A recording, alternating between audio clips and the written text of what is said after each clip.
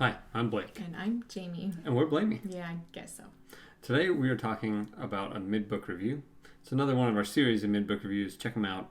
But basically, we like giving reviews of books halfway through them. Yeah. So you know what it's like being part of the way through. And I think I'm the only one with a physical book today. Oh, you have yours as well. My bad. So I have Falling into Heaven by James Farrell. What do you got? Sorry, The Count of Monte Cristo by Alexander Dumas. I should know that name, I guess, but whoops. Anyways, so how this works is we'll give our quick reviews of each of them, and then you're welcome to check out some of our other reviews. We've got lots. Of how we like to power our way through this. So I'm going to jump in to start. So Falling into Heaven, very small book. Small.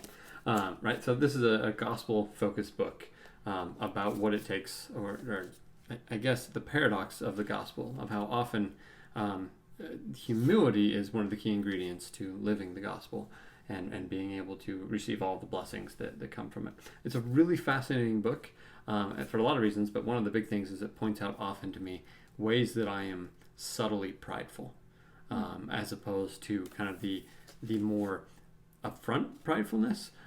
Sometimes, an interesting type of pride, right, is the pride of not letting people serve you or help you, right? There's all sorts of other types of pride, but it points out a lot of those ways. Anyways, fascinating book. I've really enjoyed it. Really thought-provoking and interesting, and I totally would recommend giving a reading of it if you're interested in some sort of more gospel-focused reading here. Cool. This is not a skinny book. No, it is not. And it is not a fast book, but it is really good. And so this is one of my all-time favorite movies. I really love the movie. I've wanted to read the book for years just to, say I have. It has taken me a while. I'm actually listening to it, and this bookmark is not, I don't know where I am. The chapters don't line up from the book to the audio, so I stopped trying to find where I am because it gets confusing, plus all of these XXVI. I should... You don't know Roman numerals enough to be able to find out where you're at? I have no clue where I am. Chapter 31. I don't know. Who knows? Whatever that means. And it's a smelly book because it's old. Anyway. So here's the thing. It's fantastic and it's really well written, but it is so hard. I wouldn't say hard. Because I'm listening to it, even if I were reading it though, the language is tricky and the names are tricky, the towns are tricky. It's just a whole different... It's all French, right? Yeah. I guess there's some religious aspects to it with, oh gosh, I just looked up his name. Abbe Ferrari.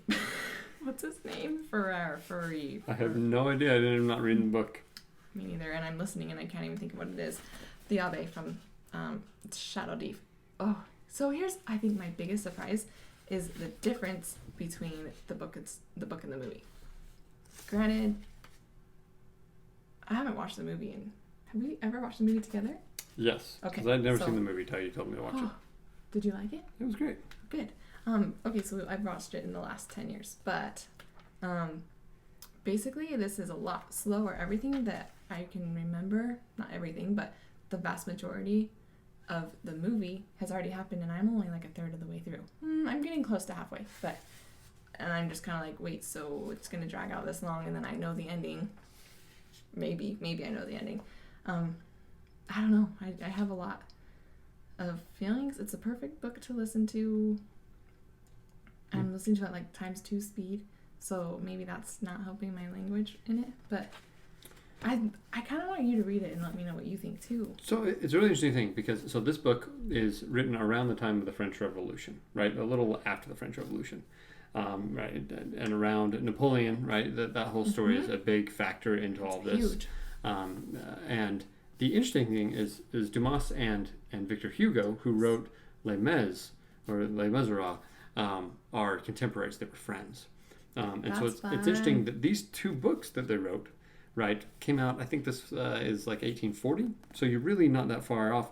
It's not the people that started reading this book had lived through the events of this book. That's really cool. And so it changes the whole perspective in some ways of it because they understood those times, or at least their parents would have understood those times, compared to us who look at it from this deeply historical lens. Right. And so it's a lot more, almost exactly, right? So if this is in 1840, Napoleon and that group and kind of that whole French Revolution, all those were happening in like 1800 to 1820-ish.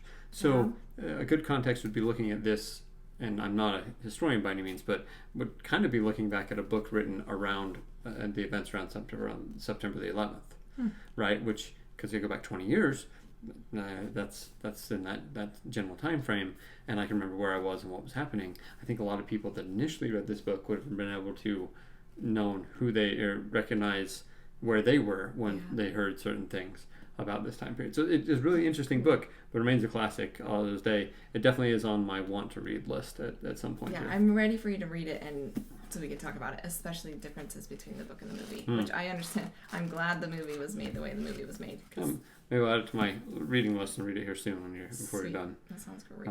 But yeah. But Edmond Dantes, I really love the guy. So would you recommend it? You're probably through. Is this recommend? If you have a lot of patience and you care to read it, yes. If you don't care to read it and you don't feel like being patient, then probably not a book for you. That is a glowing review there. It's because I really wanted to read it for a long time, so I'm fine. Sure. I'm just fine. Yep. Otherwise, if this was like a book club book or something, I would really be struggling. Like if someone was forcing me to read it, I think I'd struggle. Gotcha. So that's a hard one to say I recommend. Oh, all right. Depends on the circumstances. Okay. Well, come back and check out more of our mid-book reviews. You can check out our playlist and see all the different ones, or check out other videos where we share little tidbits about the reading or other things going on in our lives. Yeah. As always, like and subscribe and check us out later. See you later. Bye.